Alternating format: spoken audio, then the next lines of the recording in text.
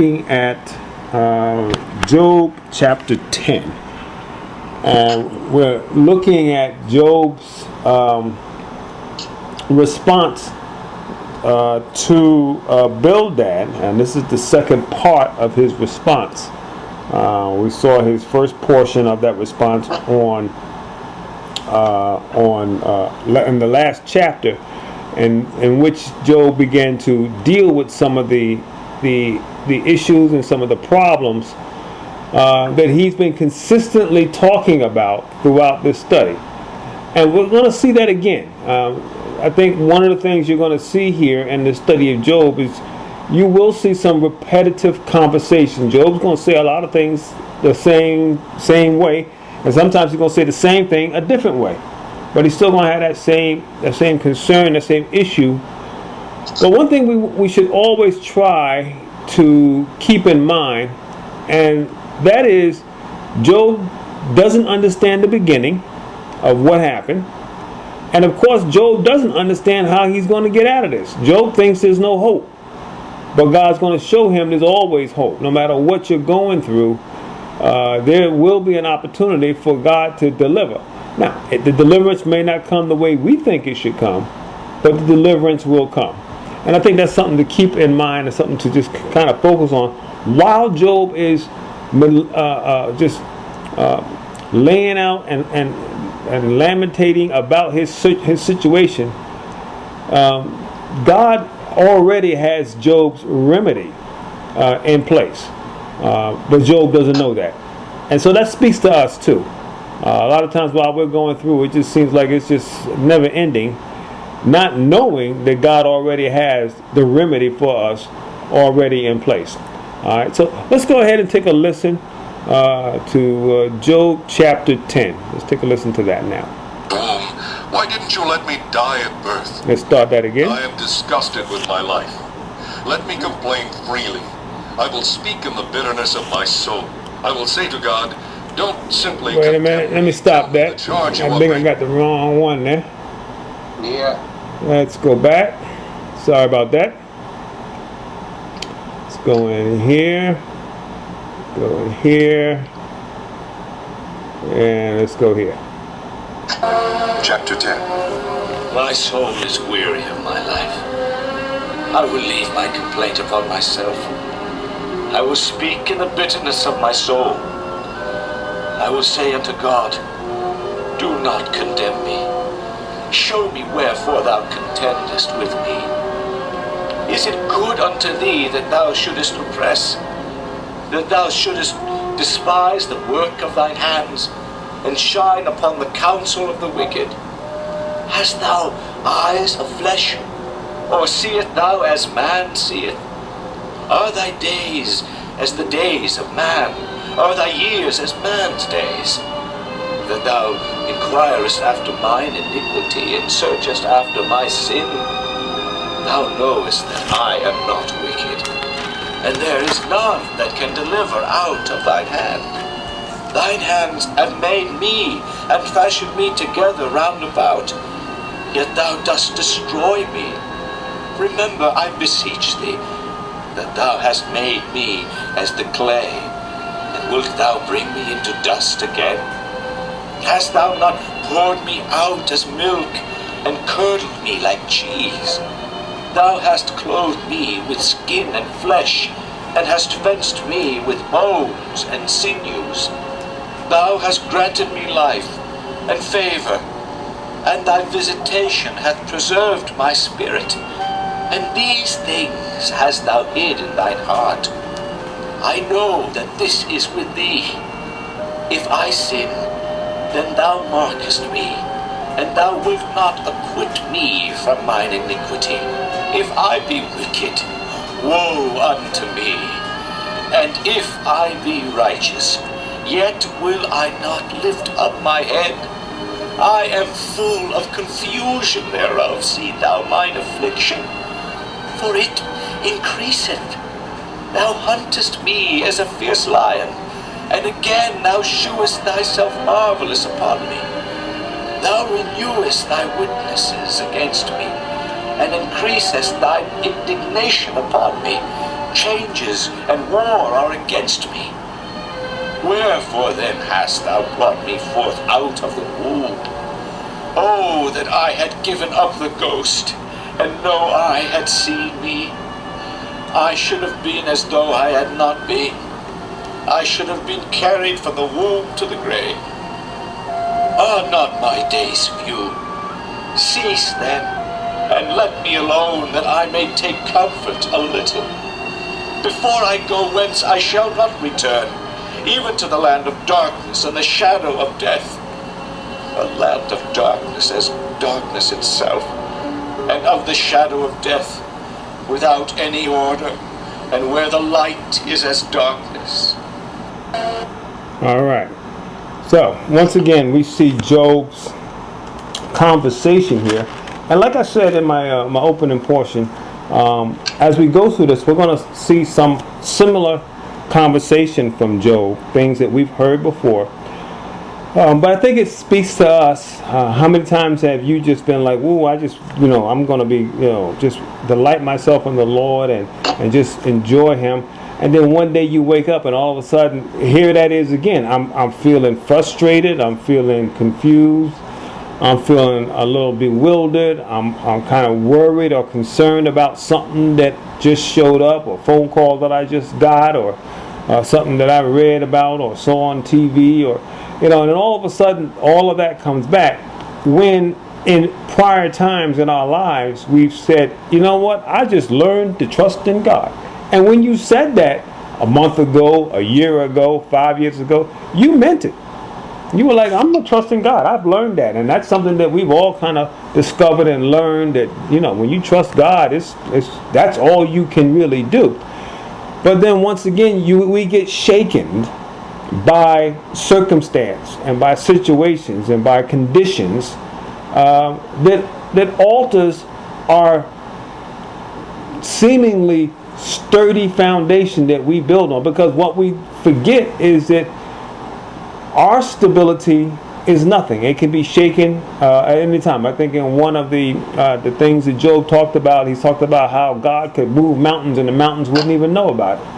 And sometimes we can be moved like that, and then all of a sudden our feelings kick in again. Our heart is broken. Our mind is confused, and that's what Job is just once again he's reiterating this to Bildad, and so it's nothing new. It's the same thing. But then what did the scripture say? There's nothing what new under the sun. So it's very familiar. So Job goes on in verse 1, and he says, "My soul is weary of my life." All right. So he's just once again talking about, I've lived a while. I've been on earth for a period of time. He lived long enough to have 7 children, 7 sons, and 3 daughters.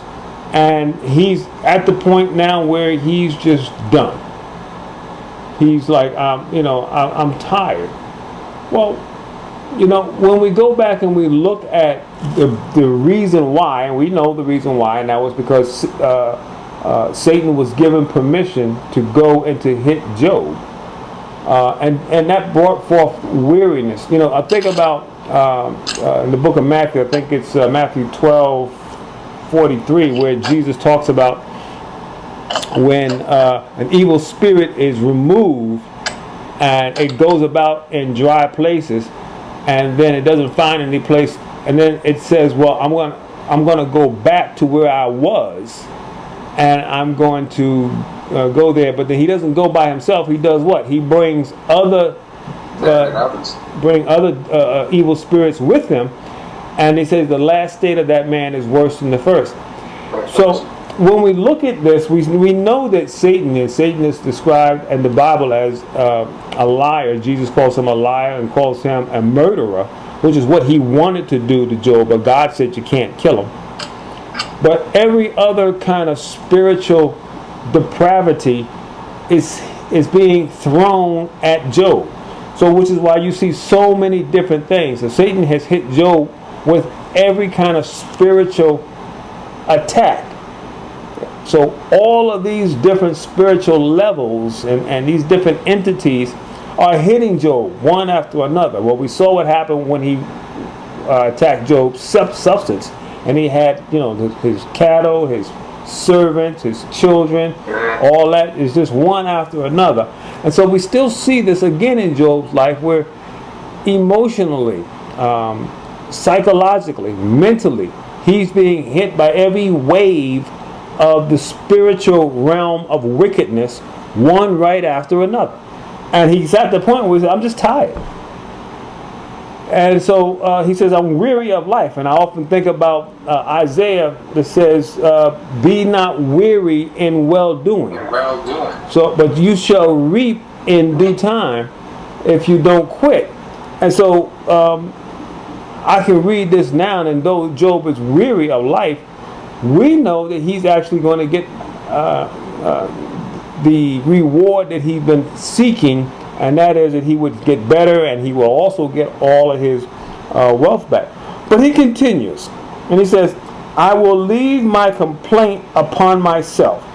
So he's saying that, you know, I feel that I have a right to complain, and I will take responsibility for my complaint, because I feel that my complaint is just. I have a reason to complain. And then he goes on and says, and I will speak in the bitterness of my soul.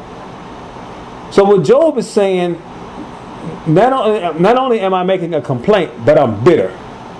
Now you say, well, what does bitterness enter into? Well, you know, you think about when you try to do things and you're thinking you're doing it right, and you end up with the wrong thing, you feel what? Bitter. We've been seeing that lately where people are talking about, well, why are people that have been treated so unjustly in America and not being given their equal say through all of the systematic oppression and racism that's been happening? And a lot of times you see the word coming up that the people are bitter. They're just tired. They're frustrated. They had enough. They have no more patience. You know, and so the bitterness comes out a lot of times because of their sense of, well, we tried this, that didn't work, and I tried that, and that didn't work. Okay, well, then let's turn it this way. Well, if it don't work going left, let's turn it right. If it don't work that way, let's go up. Well, if it don't work up, let's move it down. Move it in? No, let's move it out. And so you keep doing it. Well, let's change it from orange to blue, to red, to yellow, to green, and none of that's working. Now what? Now I'm bitter. Because it's turning out that no matter what I do, it's not going to change. And that's what Job is feeling here, that no matter what I do, it's not going to change. And we can get that way when we get into circumstances and situations where we think, God needs to give me deliverance from here. I need help. And we think that, you know, we know God can do it, and we're just looking for it to happen. And you can get yourself to a point where you can get bitter. And that means that you got your temper gets hot. You start getting angry real quick. All right? Your frustration levels are at a peak. Why? Because you done tried everything, and it looks like it's not going to get any better. So he goes on, he says he's bitter in his soul. All right? And he's weary. Verse 2, I will say unto God, do not condemn me. And then he says, he's saying to God, okay, don't condemn me. And then he goes, what? Show me wherefore thou contest with me. So he's saying to the Lord, if you're going to condemn me, at least make it clear why it's happening. Well, we, the readers, know the backstory. Job doesn't know the backstory. He has no idea that there was a conversation in the spiritual realm about Job's life in the natural here on earth. And so how much of what we're going through is being orchestrated in the spirit. And that's the part oftentimes that we don't focus on enough. We look at, you know, the natural problem that we have. You know, I got my natural condition, my illness, my sickness, my family, or my natural job, or whatever it may be, and we're looking at that and we're trying to tweak and to fix that, not really giving enough credit that if we need to do is go into the Spirit. And how do you go into the Spirit? Through prayer. You go into the Spirit through the Word. You go into the Spirit by applying the renewing of your mind through Scripture. But you need the Word of God and you need prayer to God. That's how you enter into the Spirit. Now, there are other spiritual things. Patience, love, kindness, gentleness. All of those are part of the spiritual attributes, the spiritual warfare, the spiritual things that we use. But when you're bitter, how do you use patience? See, if you're bitter, how do you use kindness? And so what the devil is trying to do, he has gotten Job to bitterness. He's gotten Job to feeling like, God, you're condemning me and you're not telling me why. So wait a minute. 1 minute. Yeah. So, see, I can identify with this so much because if we wasn't doing this book of the Bible, I would be sitting here just like Job. When you gonna make me better? You know, because I can say to myself, God, I know you can heal me in a blink of an eye. So why don't you do it? I mean, I'm doing everything to get better, and God, where are you? Yeah.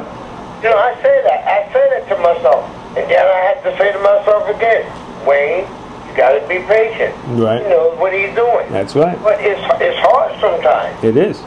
When I know God can do anything. Yep. You know? And just like I tell Father, I say, Bobby, you know, I pray, I say, you know, Lord, I know you can have me walking, you can have me running tomorrow. Yep. But maybe Bobby just says, he said, maybe it's not time for you to run. Yeah. And it just calms me down. Yeah. You know, and I can get right back on track and just go ahead and do what I have to do. But I can identify with this so much. Yeah. Because that's just how I feel sometimes. Right. I say, you know, you brought me through 40 years of drug addiction. In 90 days, I mean, it was just like I could do anything that I had to do. You know, now, 20 years. You know, and then you hit me with this? Yeah. Why me? Yep. Yep. But that patience, and what we got to remember is the scripture tells us that patience is a spiritual attribute. So you're using that's a spiritual tool. Right. And it's a godly spiritual tool that you learn to just wait on God. You believe, you have faith, you trust on God. And patience, when you feel like, I think I have been waiting enough, well then that's not patience. Patience means you wait until. That's right. All right, and so then you just say, well, I'm going to wait until God does something. I'm just going to be contented that God knows what's going on. But then you also got to have confidence that God is a God that will work the situation out for the best, regardless as to how I think it should be worked out. And that's one of the things. But Job he's going back and forth. And so, like I had said in my opening, sometimes you feel good one day, and you feel kind, you've got your goodness, you got your faith. But then another day you wake up and now you're bitter. Yeah, you want to bite everybody's head off. That's right. You're upset, you're angry and everything. But that's part of it, and God knows that. He understands that you're going to have your good days and you're going to have your bad days.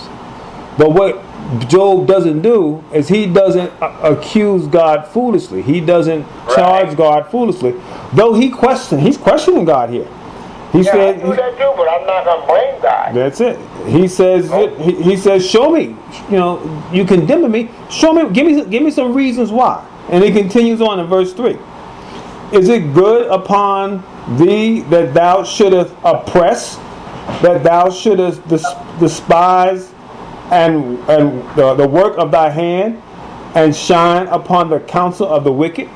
So he's saying, so God, are you going to take me, who the word says that you formed man out of the dust of the earth? You formed me that we're like clay, and you made us, and then you're going to make me and then put me in a situation where I'm broken, where I'm seemingly unuseful, where I'm seemingly, a vessel that does not have, it has the ability to do the purpose for what I have been designed for.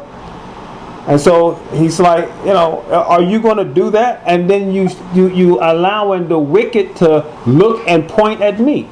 Look at him. He thought he was, are you trusting in God? What has God done for you lately? And so the wicked can kind of shine and they can have their day. But what do? You stand. The scripture says when you've done all that you can do what? Stand anyhow. Stand anyhow. All right. So that's important to keep in mind. All right. So then in verse 4, he says, he says, hast thine eyes of flesh, or seest thou as a man seeth? So now what he's saying is, Job is asking God, can you identify with my pain? I mean, do you have eyes that have the sympathy and the compassion that men have towards another man? When we watch George Floyd go through, our compassion kicked in. Our heart was broken to see that. We have that ability to identify with the pain that somebody else is going through and feel the frustration and the hurt. And so what Job is asking God, do you have flesh? In other words, do you got feelings? Do you have eyes? Can you see? Are you observing my anguish? Are you observing my heartache? Verse 5, he says, Are thou days as the days of men? So, we look at a day as 24 hours. That's a lot of hours and a lot of minutes, a lot of seconds. God, do you see that I'm in this situation all day, 24 hours a day? I'm having this problem. And then he goes, are the years as a man's days? So he's like, are you seeing that it's not just a day? I'm past minutes, I'm past hours, I'm past days, I'm past weeks. I'm dealing with this going on to months. Now this book doesn't give us an exact timeline, but it's measured and said that Job's experience here lasted about 9 months. So it lasted less than a year, to the best of what people, our scholars can say. But the bottom line is I don't really know. I wasn't there. But however long it was, if it was more than a year, well then. So what Job is trying to point out though is, God, do you see that I am going through this every minute, every hour, every day, every week, every month? Same thing. I wake up every day, the same thing. I'm hoping that something else would happen. It's the same thing. And that's why Job said earlier, I'm bitter. I'm bitter where? In my soul. Now, what is Job being? Honest. And that's key.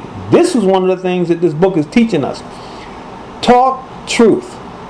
Don't try to tell God, because sometimes we want to put on our spiritual conversation. Well, Lord, I'm just going to trust you with and I'm just going to hold on, and you can, say all you want, but your heart is telling God a different thing. So when you feel like I can't handle it, I can't make it, what you need to do in your prayer is pray and tell God, I can't deal with this anymore. I don't think I can make it. And so Job is complaining. He said, I'm weary, I'm bitter, and I think you're picking on me. Now, he's telling God the truth according to his feelings. His statement is not true. All right? But that's how he truly feels. All right? So he goes on. And he says in verse 6, that thou inquest after my iniquities and searchest after my sin. So you're looking to find a problem with me? Are you squeezing me and allowing this issue to happen to me so that somehow or another anything bad in me will come out? You ever hear somebody say that they're pushing me to the point where they're going to make me cuss?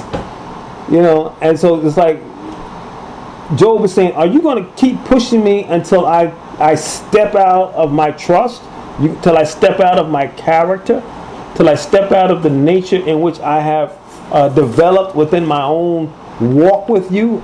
Do I need to step out of that and just act up? And so Job is saying, he's worried or concerned that might be something that may be his reality. But he's being what? He's being truthful. He's being very honest. And that's one thing that I think this book talks about and really gives us an understanding that when you're in pain and we know that if you live on this earth, you will see some horrible things. And I've already talked about the George Floyd situation, but there's so many things that we could talk about. That we've seen, that we can tell stories about, and it kind of makes you look at it and you say, okay, so how do we go forth from here? Well, a spiritual individual that's trusting in God is going to still lean on God. And you say, well, you're going to still have patience and wait on God after all this? Yeah. Because I know God's the only one that can do it. Now, when God gives me a step to walk, an action to do, a thing to say, guess what I'm going to do? I'm going to say it. I'm going to put that action forward. But I'm doing it in the walking in the Spirit. I'm doing it while I'm being led by the Spirit. I'm doing it while I'm applying what I know through the Word. I'm doing it while I'm continuously renewing my mind with the things that Scripture has taught me. So I'm acting in that way and leaning on the Lord and trying to use the gifts of the Spirit, trying to use kindness even though it don't seem to be a reason to be kind. I'm trying to be patient when it seems like I should run out. I'm trying to use love, and I'm trying to use humility, and I'm trying to use faith and all of that. All those are our tools, along with the prayer and the seeking of God through His Word. That's how we fight spiritual battles. All right? Verse 7. Thou knowest that I am not wicked. So this is Job was saying. He goes, and this is how he feels. He feels, I'm not wicked. All right? And there is none that can deliver out of thy hand. All right? So he says true things that he truly believes. And there are both things that God has already talked about. Because in the beginning of this book, God stated that Job was a righteous man. All right? Job was still born in sin like everybody else, but he was righteous in the sense that he followed that which he knew about God. He was right about that. But Job also said, when it comes down to it, if I'm in your hand and you have chosen for me to go through this, who's going to beat you up and take me out of your hand? So what can you do? If you know God is aware of it, it's only God that can what? Make the difference. Bring you out. That's right. He's the only one. So therefore, we just learn to trust. And there is one of the biggest things that we need to do. That's one of our biggest spiritual weapons. Trust God.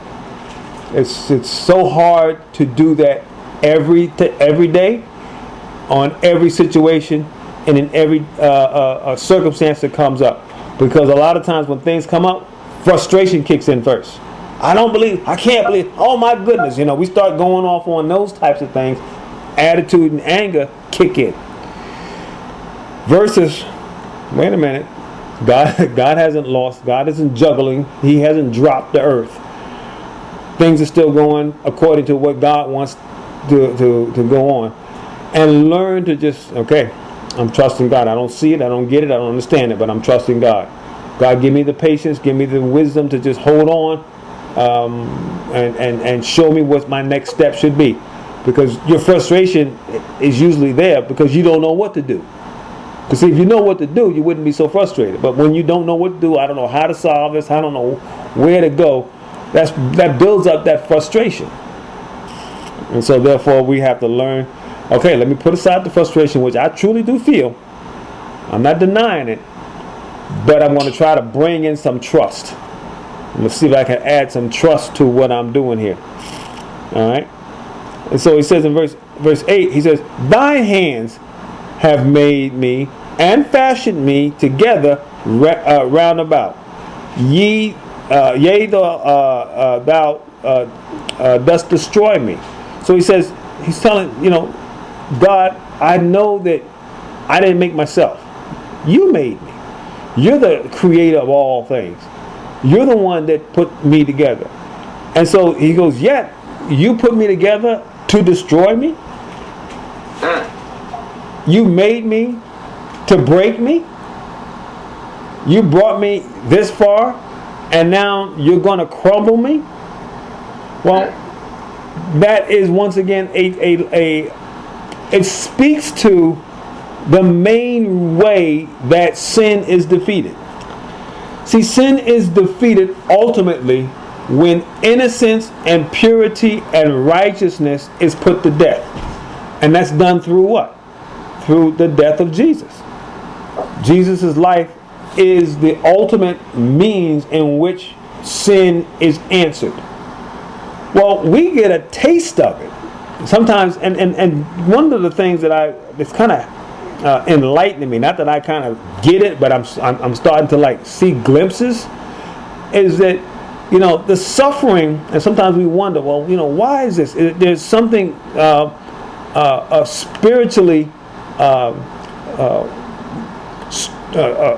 strengthening about suffering that we don't really got the math or the wisdom to calculate and to put it forth and to show, well, this problem plus that problem will equal this kind of strength.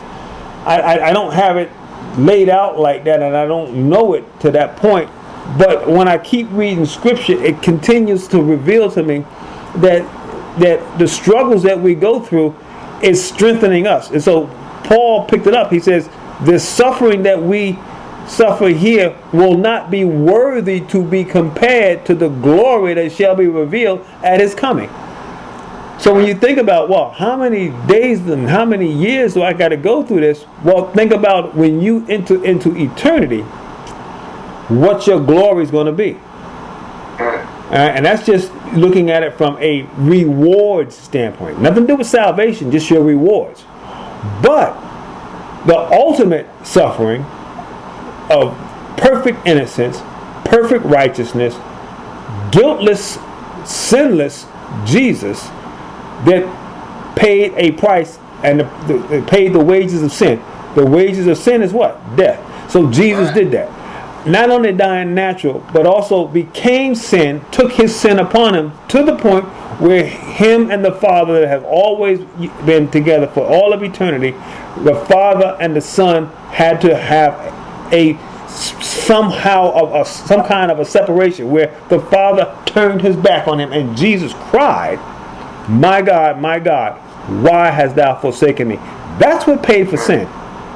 And that suffering shows deliverance of all of us from sin. And what we get is a glimpse and a taste of it through the difficulties and the sufferings that we go through.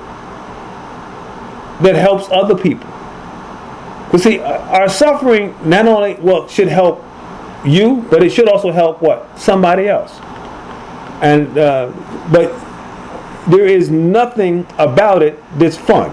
See, I'm not going to say, well, Lord, I want to help somebody else, so send me some more suffering. I'm not praying that prayer. And I don't advise anybody to pray that prayer. Jesus says that each day will bring forth his own. You're going to have enough to deal with for each day. And that's why we have to walk by faith, and we trust God daily. And that's an important aspect of our walk with the Lord, that we do it on a daily basis.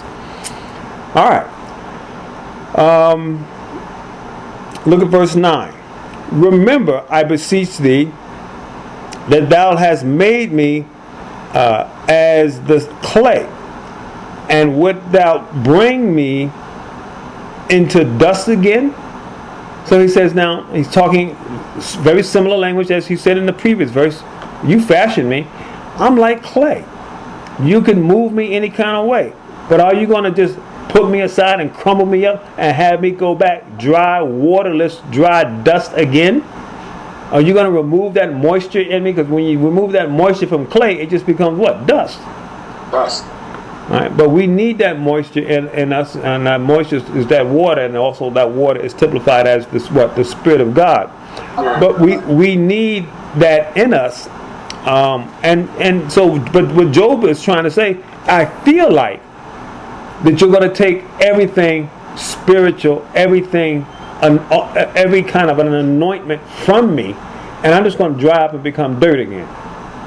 That's how he feels. He's saying the truth. This is what I feel like. All right? But his feeling is incorrect. Job is not going. Job is going to be rescued, but he just don't know it. Verse 10. Has thou not poured me out as milk and curdled me like cheese? So he says, I feel like I've been chapter 10. So he says, I feel like my life is just being poured out and left to spoil. And you know when milk gets bad, and you know for milk to turn to cheese, it's got to first curdle, get bad, but then it's got to get even worse than bad, and then more than bad, and then eventually it turns to cheese. You know, with a few other little things.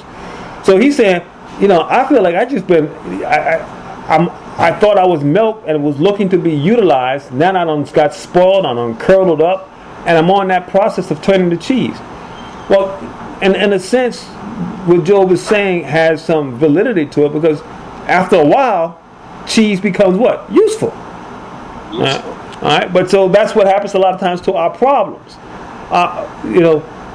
We start off at milk. Milk is what? Useful. You can drink milk. Everything in between, before it becomes cheese, is nasty. So that's the beautiful illustration that Job was making here, and I don't know if he realized to the point of how beautiful that is. That's what suffering a lot of times is, because you start off thinking I'm just going to be, I'm just happy being milk, and God's like, no, I'm going to turn you into cheese. But to be turned into cheese, you gotta be unuseful, rotten, stanky, just distasteful, looked at as like something that somebody would normally throw out. But if you keep on going through, have patience, go through it. I went through it last week and last month, last year. Well, keep going, because that spoiled milk eventually will turn to cheese, and that's useful as well. So I think Job brings forth a point here. And he's asking it as a question: Will I become like cheese? Well, he's hoping he will, and he will become better than cheese. Verse 11: Thou hast clothed me with skin and flesh, and hast fastened me with bone and sinew. So he's letting you know, God, I'm a human being. I got skin and flesh and bone and sinew. I feel pain. All right. So, can you consider that? So he's letting God know, I'm a human being. When my body's attacked with this kind of sickness, God, you've made me. I have pain. Well, once again, that pain, that suffering. We look at Jesus, and how he was treated. Those are signs and clues that show how sin is going to be paid. Job's whole life here, not so much his whole life, but this whole circumstance is just a shadowing of what was going to be used to redeem man. Unjust suffering, unjust pain. Because God said that to Satan, you moved me to afflict him without a cause, and that's what eventually is going to pay for sin. But these are just shadows and hints that, fortunately, the demonic spiritual world never glimpsed or got. Because Paul said, if they had known this, they would not have crucified our Lord. They would not have allowed Jesus to be put to death. But Satan did not grasp, nor did he understand. And there's a lot we could say upon that. All right. So he says that, I'm clothed with flesh and blood and bone and sinew, and I know that you know I have feeling. Verse 12, thou hast granted me life and favor, and thy visitation hath preserved my spirit. So he's saying something, that is very truthful. He's going, you granted me life. I didn't give life to myself. And favor. I was doing well at one point in time. At one point in time, I had a business, I had a family with children. I was doing okay. I had favor. So I know what favor's like. And sometimes that's when it's even worse. When you've experienced something and you're like, and it's taken away. Versus if I've never had it. See, if I had $100 million, and I've been living with $100 million for several years, and then I've had it taken away, you'd be like, wow, my life has got to change. Things is, well, you can give me $100 million today and take it away tomorrow, and guess what? I'm like, well, I know I had no idea what it felt like. It came and went just as fast as it got here, so I don't know the experience of that. You know what I'm saying? So I don't have that. But when you have and lived in that for a while, you can miss it more. All right. So he's saying that I had the favor and the visitation, thou hast preserved my spirit. So he's once again speaking right, that he's still alive, and he knows the only reason he's still alive is because God has preserved his spirit. But we know that God had told Satan, you can attack him, but you cannot what? Kill him.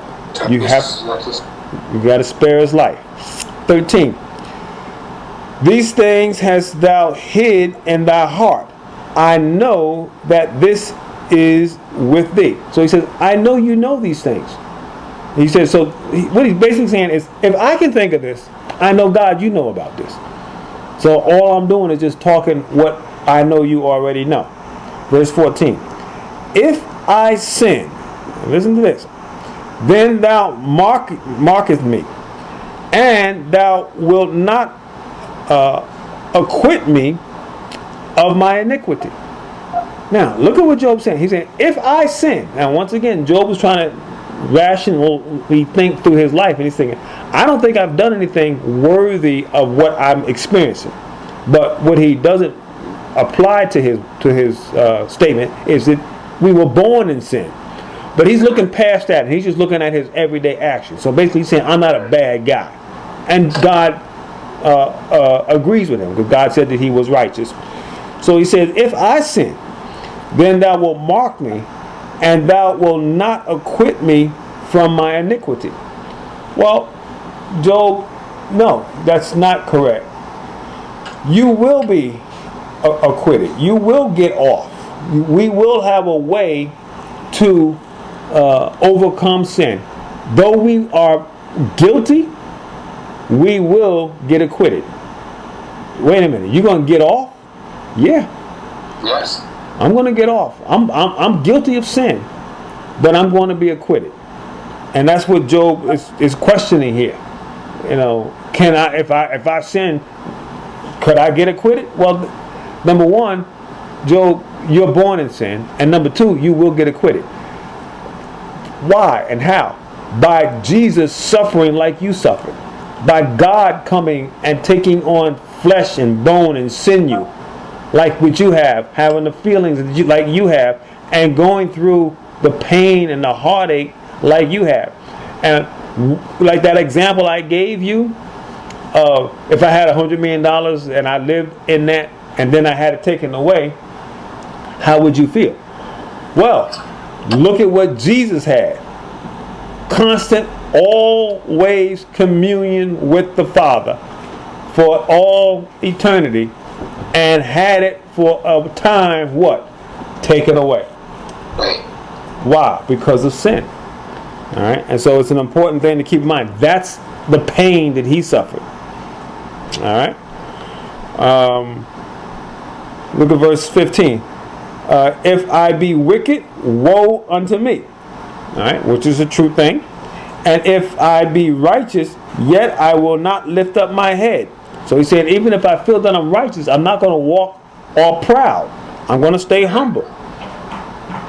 I am full of confusion, therefore, see thou my affliction. So he's saying, if I'm wicked, I can get it, but I don't think I am. And if I'm righteous, I don't go around bragging. So he's saying, I don't know what it is. So he basically says, I'm what? I'm full of confusion. Man, is that an honest statement? Because that's sometimes how we can feel.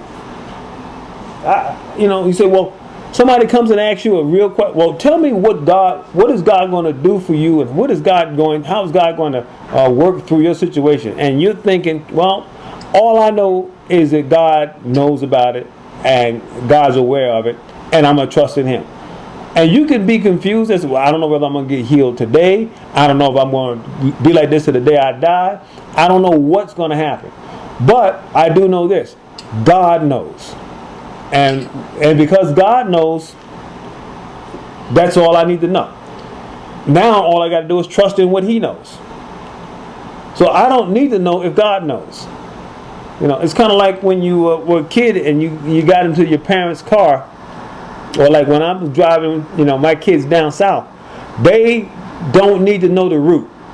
They don't need to know how to get from here to Florida, to Disney World, from New York to Disney World, to Orlando. They don't need to know the directions. All they need to know is that I know, because I'm the driver. So if you're driving, with somebody and you don't know how to get there, but the person that is driving knows how to get there, you can sit back and go to sleep. Because you're getting there, not because you know you're getting there because the person under control of the vehicle knows how to get there. Well, same thing with God. I don't know. I just know that I'm going to be good. God says that I'm going to be whole. Now, whether I'm going to be whole in this life or I'm going to be whole in the next life, that I don't know. But I do know this. God knows. He knows where He's driving me. So I just have to sit back, be a passenger, and thank God all the way through. Thank Him through all the travels. And try to enjoy some of the scenery as I go through. And that's what we have to learn to do. All right, so he says he's confused. Look at verse 16. For it increaseth, thou huntest me as a fierce lion. So he's saying this is increasing, and I feel like I'm being hunted like a lion, like he would hunt a lion. And against thou showeth thyself marvelous unto me. So I see that you are wonderful. I see that you have ability, and you're hunting me, and I can be caught. A lion is a fierce animal, but man has learned how to capture a lion. And so God definitely knows how to capture a man. And He's captured Job. Job feels it. And he's looking at it as though, I've been trying to avoid and move away from all of this hurt, pain, and sorrow, but you've cornered me in and you captured me. And I'm experiencing the feelings of being confined. I'm being reduced to, a situation beyond my control. But all I can do is submit and allow God to lead me and move me where He will allow. That's humbling. That's something that is not always easy to do. All right. Look at 17. Thou reneweth thy witness against me, and increase thy indignation upon me. Changes and war are against me. So, once again, like that chasing after a lion, it's a fight. We talk about that the increasing indignation, where you're looking at someone as an opponent and somebody as a person to struggle with. And then he says that he uses the term, we're at war, or you're at war against me. And so those are things where I don't seem to be, I'm not agreeing with the struggle that you have allowed to happen to me. I'm trying to fight my way out of it. And I'm trying to maneuver to get out. But I know this, that I can't get out if you don't let me out. Though I will struggle. I will try to get out. I'm going to do everything I can. Because it's like, when you have an animal in a cage and you treating it good. I used to have a dog, a little chow chow, and I love that dog. And we set up the backyard so he could have the backyard all to himself. We had it all caged in and everything, fenced in, and we'd open the back door, let him go out, and that was his thing. And then we'd take him out on a leash, walk him around and everything, and he had to run into the house and whatnot. That was now he was good, but I tell you this: if somebody left the front door open and he saw it, he was out. The front was not caged in, wasn't fenced in. So all of a sudden, we were like, oh no, CC done went out the front door. And now we got to go out and try to get him, because now I can't protect him from anything. He can get hit by a car. I'm hoping that, somebody else might grab him. We didn't know. But we tried to build the structure around him so that if he wanted to go outside, he can go in the backyard. It's fenced in. He can enjoy all that outdoors, all of that, and he can come in the house. He had his food here. We got all his shots, all his medical stuff. We fed him, all that stuff that we got. We played with him, gave him attention. But the minute he saw that front door open, he was out, and nothing changed about that. But that's how sometimes we feel. We feel like I'm just looking for, if I can find a way out of this situation, I'm going to get out. But you got to be careful. You want to get out the opening and the avenues that God provides. Because sometimes Satan can give you a way out that is more dangerous. And it's like I was saying, when CC would get out that front door, my main concern was, I hope he don't run across the street and get hit by a car. Because he's out there now where all the danger is. In the backyard, he was safe. All right. So those are the struggles of war and hunting and all that you deal with. Verse 18. Therefore, then thou hast brought me forth out of the womb. He said, so wherefore have you brought me out of the womb? Why am I even, he's back to that why am I born situation. Oh, that I had given up the ghost. And no eyes have seen me. So he's back to that. I wish I wasn't even born, or I wish I died at birth. All right. So he's back to that. So we've heard this before from Job, right? Verse 19. I should have been as though I has not been. I should have been carried from the womb to the grave. He's wanting what? I don't even want to experience the life that I've experienced. He's not rejoicing in nothing that he's experienced. Why? Because he's not doing well. He's lost all that he built. All of his children are dead. He's like, it'd have been better off if I wasn't even born. But Job, you got something to hold on to, because just the fact that you were born gave you an opportunity to know God. That's the point that he's missing. See, Job, with all that you went through, if you was never born, you would never have gotten to know God. That's right. So the fact that you were born means you get an opportunity and a chance to know the creator of all the universe. That's the beauty of birth. That's the beauty of life. You get to know God. And that's something that he's not seeing that right now. He don't get it. All right. Verse 20. Are not my days few? All right, he's talking about that again, right? We've heard that before. Cease then and let me alone. So he's telling God, look, leave me alone. Take your spirit from me and just let me collapse and die. He's ready to finish. That I may take comfort a little.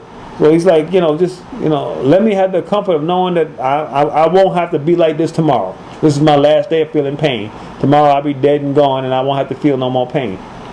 Well, that's only according to what? To God. All right. So, but God has a different plan for Job. All right. Now let's look at these last two verses are interesting. We're going to see some things here that we have seen before, and you're going to see there's some very familiar stuff here. It says, before I go whence I shall not return, even to the land of darkness and the shadows of death. So he's saying, I want to go to where I will not return, which is even that land of darkness and that shadow of death. Well, we heard that before, right? What did David say? Yea, though I walk through the valleys of the shadows of death, I will what? I will fear no evil. So David learned to walk through the valley of the shadow of death. And so what Job is saying here is that, just let me go through that. I'm ready to go through that shadow of death. But he's looking to go through it and just be overcome by death. David was saying, I will go through it and I will overcome death. But then that also speaks to Jesus. Because Jesus is going to redeem us through what? Through his death. But he's going to go through death and he's going to what? Rise again.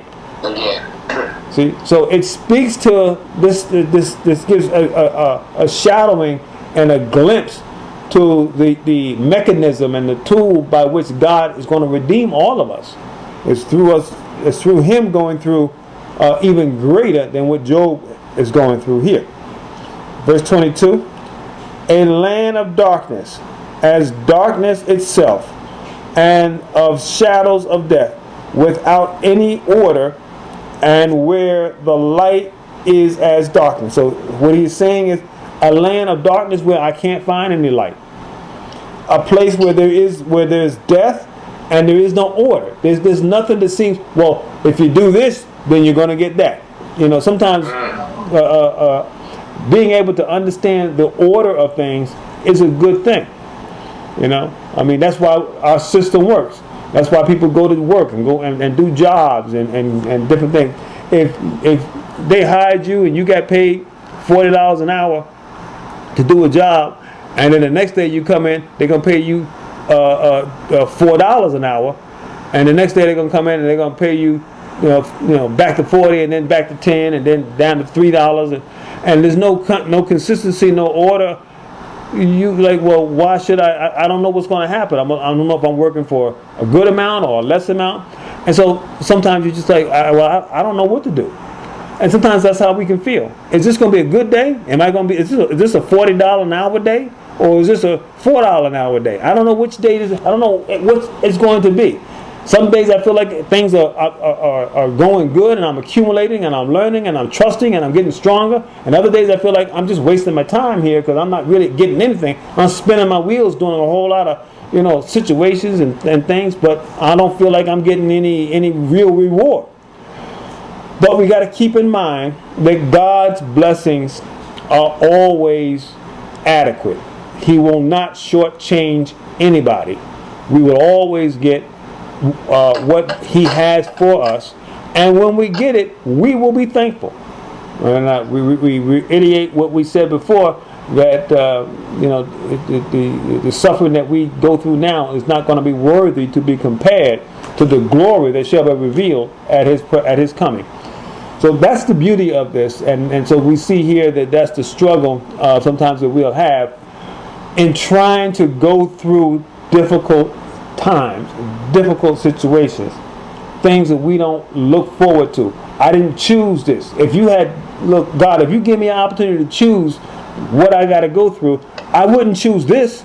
So why did you give it to me? This is not something I want. Why am I going through this?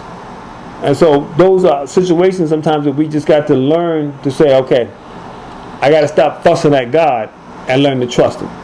I'm going to lean on him. I need him to go through this.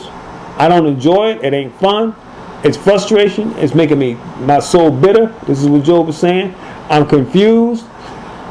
But when you get like that, all you can do is just trust God. Amen. And lean on him. All right, so we're going to stop there. Any other comments or questions?